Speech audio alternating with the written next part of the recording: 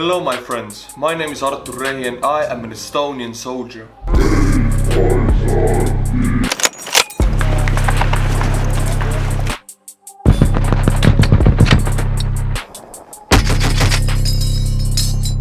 In this channel recently we have watched a video about two incredible American aircraft, A-10 Warthog and the AC-130. Both of them very deadly. I haven't seen any of them in real life and I don't think I will also. I don't actually know where is the closest AC-130 to Estonia, in Germany I think. But you guys seem to like it, so we will carry on with discovering the incredible US Air Force or aircrafts. Today we are going to watch a video about the Apache Helicopter. Many of you commented about it, and I've heard about it in the movies, I've seen it in computer games. It's a very famous helicopter, and it's a very iconic, it's like this long-bodied, cool I know how it looks like, but I've never seen one in real life, but I've seen them plenty enough in the movies. Before we start, there are 3 patrons I want to thank for making me able to do these videos. First of all, we have Roman Manning. He wanted to say hi to all of the rangers, because he knows a ranger that's close to him, and he cannot say who it is, because rangers are secret of course, but yes, this is hi to all of the rangers from this channel. Roman welcomes you. Then we have Steve Scott. Thank you for becoming a patron. And then we have Gizbiano1. Yes, sometimes we have weird names for patrons here, but thank you. Okay, let's see what is the Apache helicopter. The Apache helicopter is a revolutionary development in the history of war. It's essentially a flying tank. A helicopter designed... A flying tank? I thought the AC-130 was a flying tank. It has a minigun, it has a huge cannon, and it flies so high up you cannot really shoot it, but Apache is a flying tank. Designed to survive heavy attack and inflict massive damage. Okay. It can zero in on specific targets, day or night, even in terrible weather. As you might expect, it is a terrifying machine to ground forces. Oh yeah. I haven't flown an Apache, but I have flown an helicopter in our training. We were allowed to fly once. They made such a loud sound. I was actually surprised how loud they were. I assume that you have night vision and heat vision on Apache, because if you fly at night, as it said, you need to have heat vision at least, or night vision also. Some of you commented, I asked the question about how do you determine between friendlies and enemies during the night at least. Some of you said that there's like a system, there's a certain system that the US Army uses to make the difference. And also I watched one video about this system and they just said, oh, we watched if the guy was carrying an AK, he was an enemy. He was carrying an AK or RPG, he was the enemy. That's how easy it was for them. That's what made them determine the enemies, just weaponry. Well, I guess it makes sense, because Americans never carry Kalashnikovs. We'll look at Apache's amazing flight systems, weapon systems, sensor systems, and armor systems. Individually, these components are remarkable pieces of technology. Combined together, they make up an unbelievable fighting machine, the most lethal helicopter ever created. Oh, the most lethal helicopter ever created. So this is like the F-35. F-35 is the most lethal aircraft ever created. So this is like the most lethal helicopter. Yeah, forgive me, I don't know the names of things because English is my second language and I was an infantryman. So all of this, Navy, Air Force, I don't know anything about it. So everything I see here is new to me. At its core, an Apache works pretty much the same way as any other helicopter. It has 2 rotors that spin several blades. A blade is a tilted airfoil, just like an airplane wing. As it speeds through the air, each blade generates lift. The main rotor attached to the top of the helicopter spins 4 20-foot, 6-meter blades. The pilot maneuvers the helicopter by adjusting a swash plate mechanism.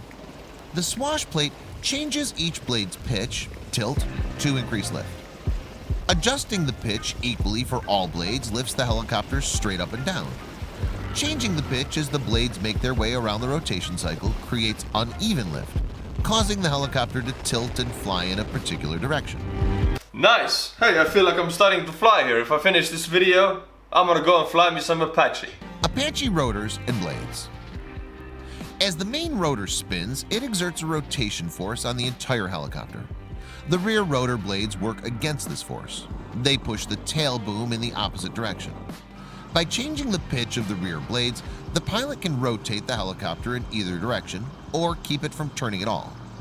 An Apache has double tail rotors, each with 2 blades. The Apache's advanced weaponry puts it in an entirely different class. Apache Hellfire missiles. Okay guys, this is what I meant, the thing with the holes, right? Hellfire missiles. I don't know if these are the Hellfire missiles, but they look super cool. And in the movies they always shoot those. Compared to these, of course, they look small, but I'm quite sure they make a very deadly explosion.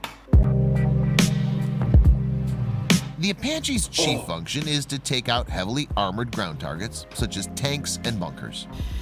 Tanks and bunkers?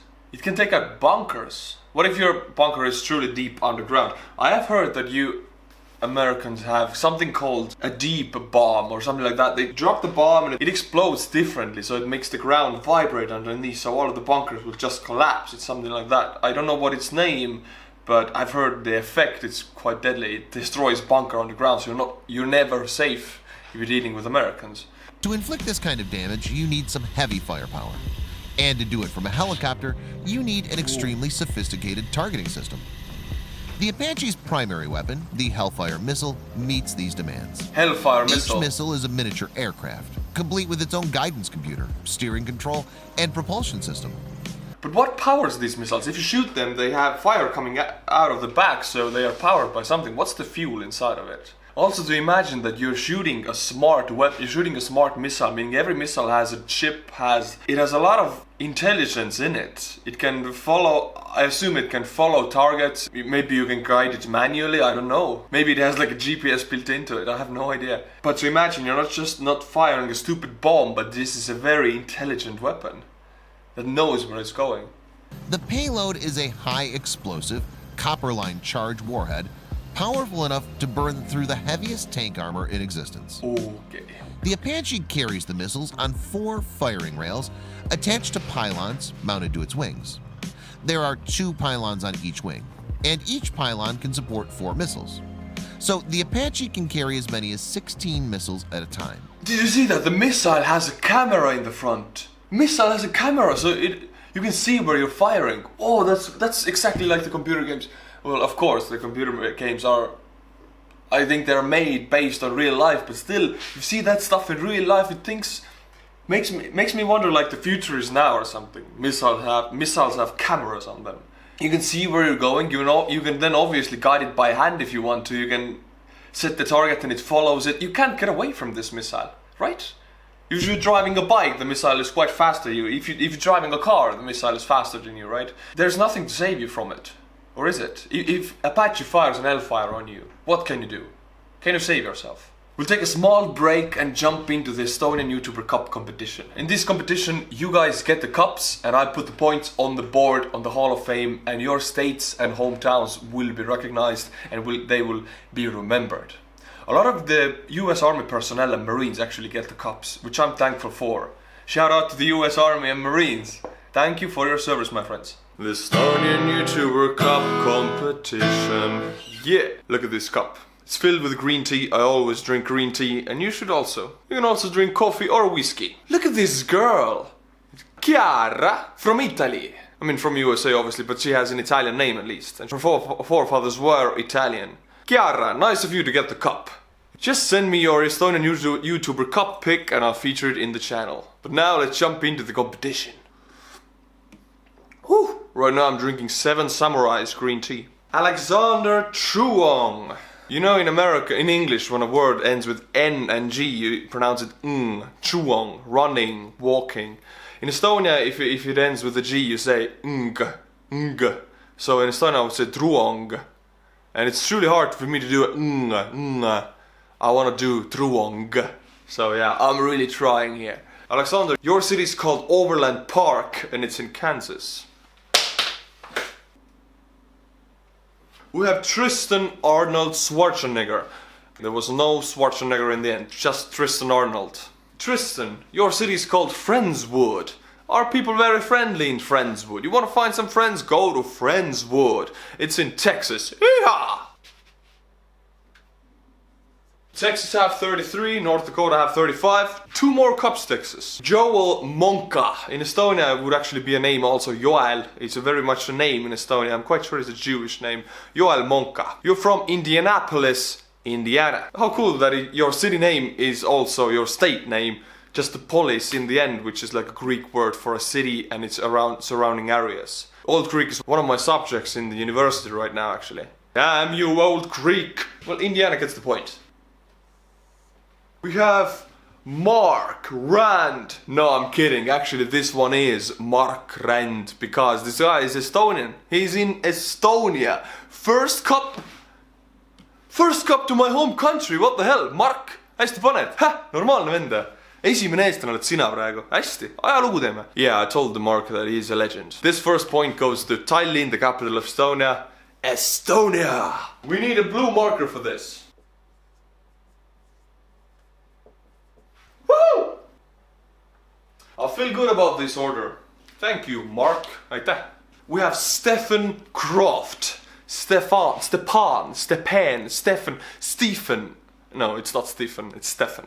You are from Custer, Washington. I've heard about certain General Custer, the one who failed a battle against the natives, something like that. I don't remember much about it. I know he was a failure.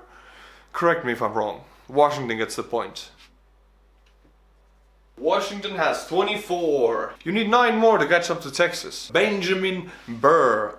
Also, I knew a dude called Benjamin in Estonian, Benjamin in American, Benjamin. You are from Kyle, which is your city, but it's also a first name of a man. Kyle is in Texas. Texas is gaining fast, I'm not kidding you. One more point and you catch up to North Dakota. We have a certain individual called Taylor Jones. Taylor Jones, now that's a southern name, ain't it? Let's see where it's from. Well, it's not in South, it's in Arlington, which is in Washington. It was a good video for Texas and Washington, 2 for both. Go and get yourself some Estonian Youtuber Cups and watch my video while you drink good green tea. Oh, back to the video. Before launching, each missile receives instructions directly from the helicopter's computer. When the computer transmits the fire signal, the missile sets off the propellant. Once the burning propellant generates about 500 pounds of force, the missile breaks free of the rail. As the missile speeds up, the force of acceleration triggers the arming mechanism. When the missile makes contact with the target, an impact sensor sets off the warhead. The original Hellfire. The repellent is set off before the missile is released, so it will start, like the fire will come out of it before it is released from the chopper, then it accelerates. And the acceleration force itself is the thing to arm the missile. As I understood here, it explodes a little bit before its target. Maybe I got it wrong. Fire design uses a laser guidance system to hit its mark. In this system, the Apache gunner aims a high-intensity laser beam at the target. In some situations, ground forces might operate the laser instead. The laser pulses on and off in a particular coded pattern. Before giving the firing signal, the Apache computer tells the missile's control system the specific pulse pattern of the laser. The missile has a laser seeker on its nose that detects the laser light reflecting off the target. You shoot something, you shoot a laser at it in some coded manner. The missile is searching for that laser. What if you make a mistake, or the wind comes and your Apache moves a little bit and the laser moves? In the last moment, this has happened to me in computer games, of course. You have to guide a missile, it shoots, and then you miss at the last moment, and the missile follows you and miss the target. So at all times you have to keep your laser at the target, right? Otherwise the missile will not, it will follow wherever you are aiming at with your laser. It's like the computer game. I know some of you might get pissed off that, oh, this guy is newbie is comparing this to computer games, but you have to understand, I'm from Estonia, we don't have this kind of technology here, and for me, the only contact with this is through Call of Duty, basically. Damn, this is cool. In this way, the missile can see where the target is. The guidance system calculates which way the missile needs to turn in order to head straight for the reflected laser light. To change course, the guidance system moves the missile's flight fins. This is basically the same way an airplane steers. The laser-guided Hellfire system is highly effective, but it has some significant drawbacks. Cloud cover or obstacles can block the laser beam, so it never makes it to the target.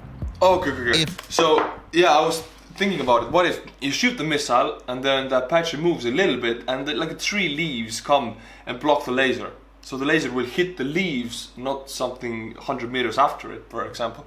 And the rocket will then hit the tree, right? Oh, this is only a fictional scenario. If you hit something with a laser, right? and then something comes halfway to the path of the laser and the rocket has already passed it, will it turn around and come back? Okay, I think no, but I have to ask. The missile passes through a cloud, it can lose sight of the target.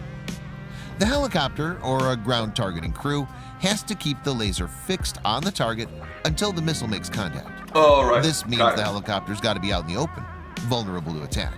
The Hellfire 2, used in Apache longbow helicopters, corrects these flaws. Instead of laser-seeking system, the missile has a radar seeker. The helicopter's radar locates the target, and the missiles zero in on it.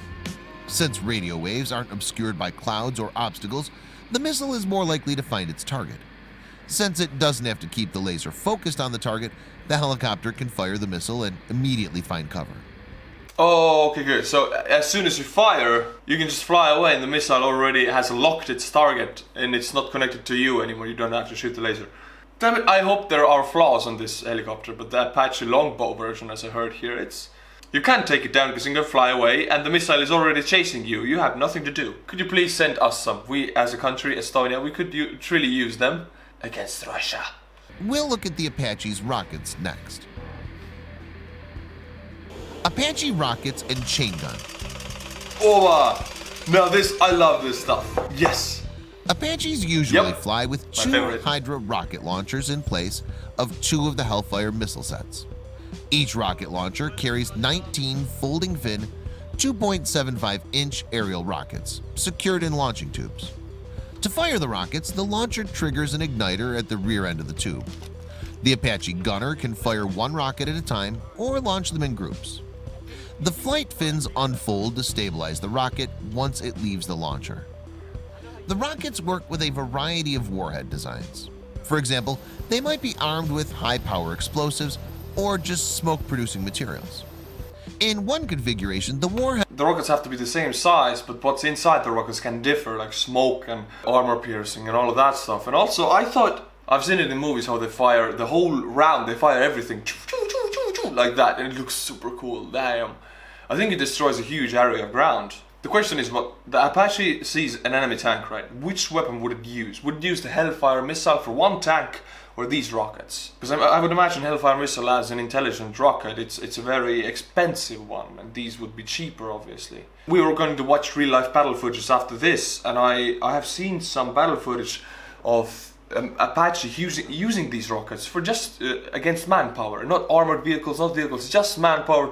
2 tangos, 4 men, they just shoot them.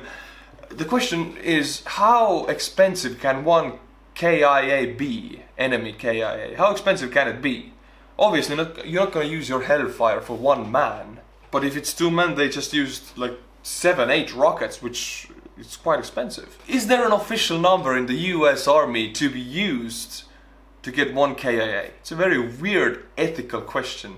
Ethics on this channel. Woohoo, baby. warhead delivers several submunitions, small bombs that separate from the rocket in the air and fall on targets below.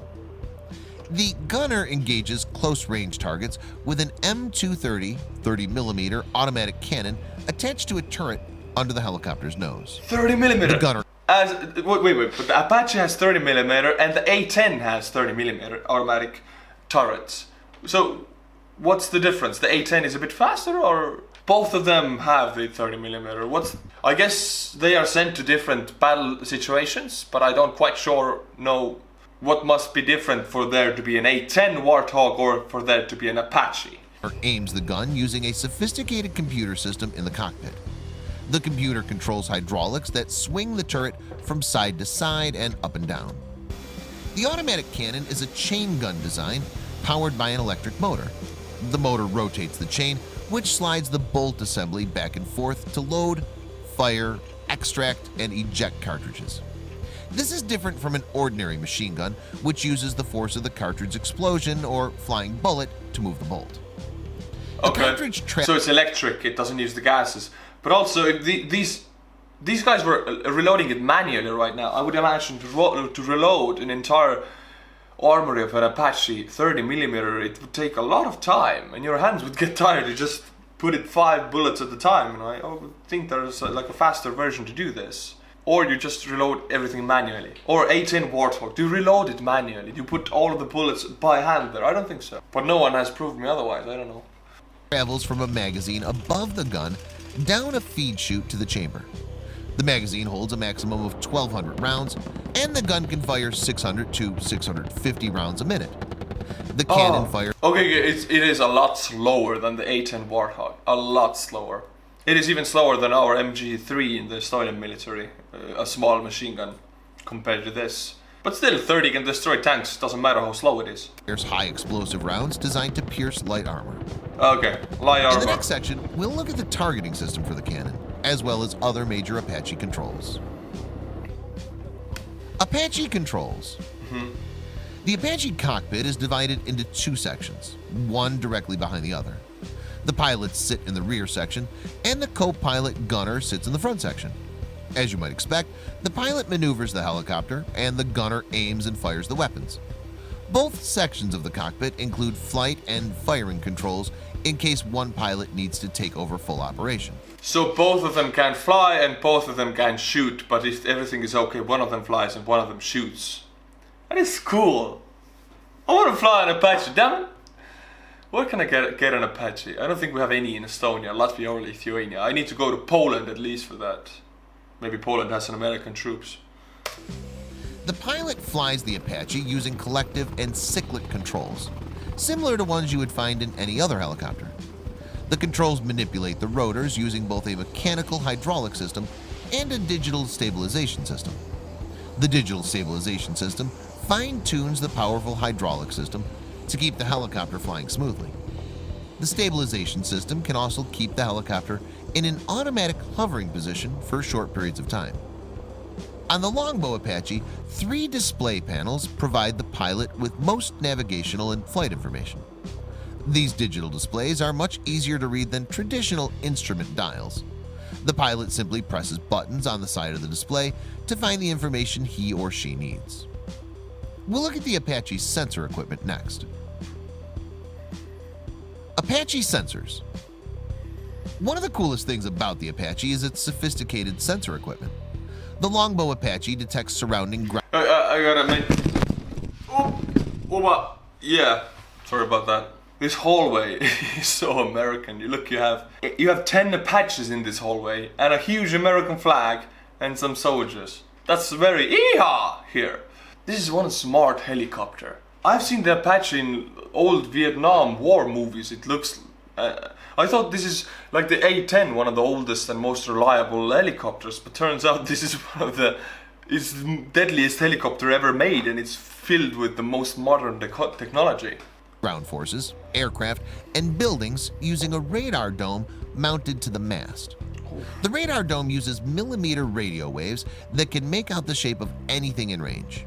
The radar signal processor compares these shapes to a database of tanks, trucks, other aircraft, and equipment to identify the class of each potential target. Okay, so it compares it to your database, but what if an enemy, for example, let's make fun of it, what if North Korea develops tanks and armored vehicles that look nothing like the database, so Apache wouldn't recognize them? I mean, I'm sure it's not a problem, they can shoot it manually anyway, but still, the automated systems wouldn't work if the enemy has developed a new armored vehicle, right? But I guess that's why you guys have CIA and spies to know what is the enemy technology. The computer pinpoints these targets on the pilot's and gunner's displays. The pilot and the gunner both use night vision sensors for night operations. The night vision sensors work on the forward-looking infrared (FLIR) system, which detects the infrared light released by heated objects. The pilot's night vision sensor is attached to a rotating turret on top of the Apache's nose. The gunner's night vision sensor is attached to a separate turret on the underside of the nose. The lower turret also supports a normal video camera and a telescope, which the gunner uses during the day. There's a telescope, night vision sensor, video camera. I guess it's recording also. You need to upload cool shots to YouTube. But is there a heat vision? That's what I want to know, because that can be truly useful. The computer transmits the night vision or video picture to a small display unit in each pilot's helmet. The video display projects the image onto a monocular lens in front of the pilot's right eye. Infrared sensors in the cockpit. Wait, so you have the video is not coming to the feed on the dash, but it's coming to your glasses, to your goggles. On your right eye, here you can see the night vision sensor, and here you can see what you're doing here. So this truly reprograms your brain, because you're using your one eye to see what's on the ground, the other eye what's on the aircraft. This is truly multitasking. You guys who are flying Apaches, you must have some powerful brains. Track how the pilot positions the helmet and relay this information to the turret control system. Each pilot can aim the sensors by simply moving his or her head. Moving his head, so the feed comes here, and simply by moving your head you can aim it. This is pure future for me. This is like some sci-fi movie.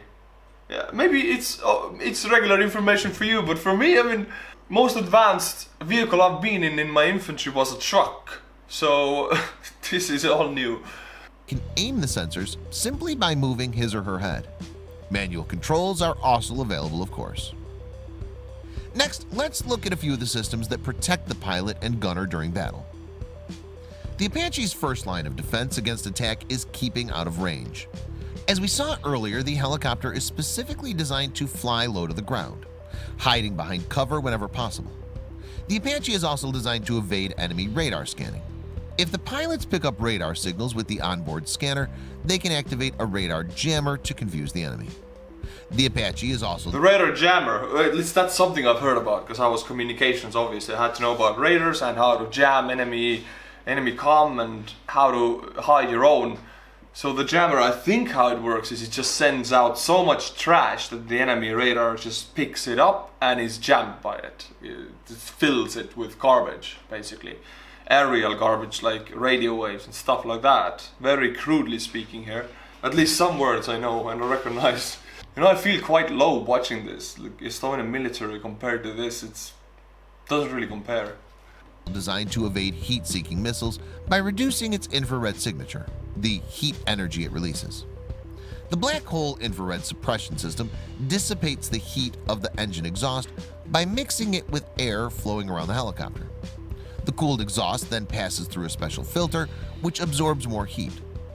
The longbow also has an infrared jammer, which generates... So if the enemy has heat cameras and heat vision, the Apache can dissipate the heat, so it is so undetectable. It has radio jammers. It's not detectable for heat vision. It's an invisible helicopter. All you can do is hear it when it comes. You go, oh, I hear an Apache coming. That's all you can do. Infrared energy of varying frequencies to confuse heat-seeking missiles. The Apache is heavily armored on all sides. Some areas are also surrounded by Kevlar soft armor for extra protection. The cockpit is protected by layers of reinforced armor and bulletproof glass. According to Boeing, every part of the helicopter can survive 12.7mm rounds, and vital engine and rotor components can withstand 23mm fire. 23? Oh, it's almost bulletproof. It is bulletproof. You cannot take this down with a Kalash. You need an armor-piercing 30mm cannon to take this down. The area surrounding the cockpit is designed to deform during collision, but the cockpit's canopy is extremely rigid. In a crash, the deformation areas work like the crumble zones in a car. They absorb a lot of the impact force, so the collision isn't as hard on the crew. The pilot and gunner seats are outfitted with heavy Kevlar armor, which also absorbs the force of impact. With these advanced systems, the crew has an excellent chance of surviving a crash. The crew has an excellent chance of surviving the crash. That's a nice sentence to be told when you're going to fly an Apache. You have an excellent chance, sir. You're gonna survive. Let's watch a real battle footage taken from the Apache heat vision camera. This is in Afghanistan. Copy, we're clear to engage, stepping in. They shot? Stepping in, heading. Oh no, they're shooting now. Cleared hot. Cleared hot, cleared hot. Uitdraaien, uitdraaien, uitdraaien. Good spot.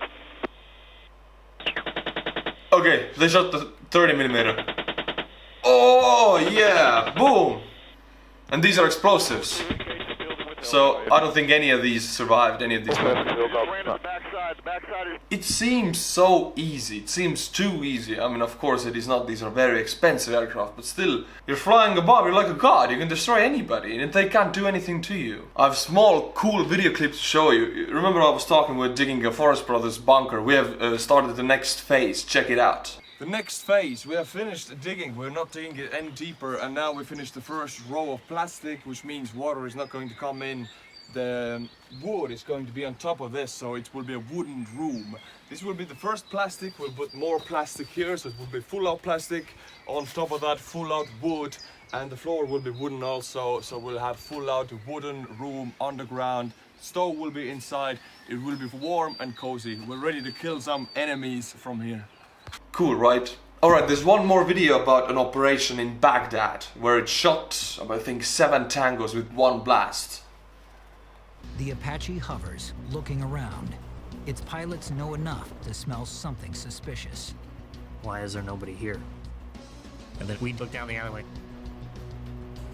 Sure enough, 7 guys in the alleyway. We wanted to validate who they were, so we swung by again to make a real good look on the optics, and we just counted down the, AK-47, AK-47. Hey, they're counting the weapons. RPG, PKM, AK-47. That's how they know they're the enemies. That's how robust it is. These guys were setting up a checkpoint to engage American forces. They'll be around the tires because that's the obstacle in the road that blocks the vehicle, and then they'll take the vehicle under fire. It could be a scene plucked from the pages of an insurgent handbook, but InBody wants to rewrite the ending. So we made a little swing out, put the missile in place. Missile's off the rail. Oh, boom, Hellfire! Comes down. Abba! Oi! And no more. No more, baby, no more. Ah! Over the next 30 days, That's efficiency. Apache pilots logged more than 3,000 hours in the air. 3,000 hours. We went street by street, taking them out. 24 hours a day, there were 6 aircraft in the air. And we were toe-to-toe them pretty solid for about 2.5 weeks or 3 weeks. And when I say toe-to-toe, I mean as kinetic of a fight as I think anybody's ever seen on TV. The Apache's power beats back the guerrilla forces, allowing Iraqi police and U.S. troops to regain control of the streets. Okay, they really took the Baghdad, and 2.5 weeks of intense non-stop shooting. That's what it was, as I understand correctly. Woo! Another video, another incredible US aircraft vehicle. That's how you call it. It's not how you call it, but still. You guys seem to like when I watch videos about US weaponry and vehicles, so I can do this more actually. I think there are more I can watch, and I can watch about Navy, I can watch about aircrafts or ground vehicles, tanks maybe. You can just send a video, become a patron for example, and send me a video through Patreon, and I will watch it. But as always, my friends, until my next video, go and get the beautiful Estonian Youtuber Cup if you're in the army or in the Marines. This cup will suit you good. And until my next video, stay cool and bye bye.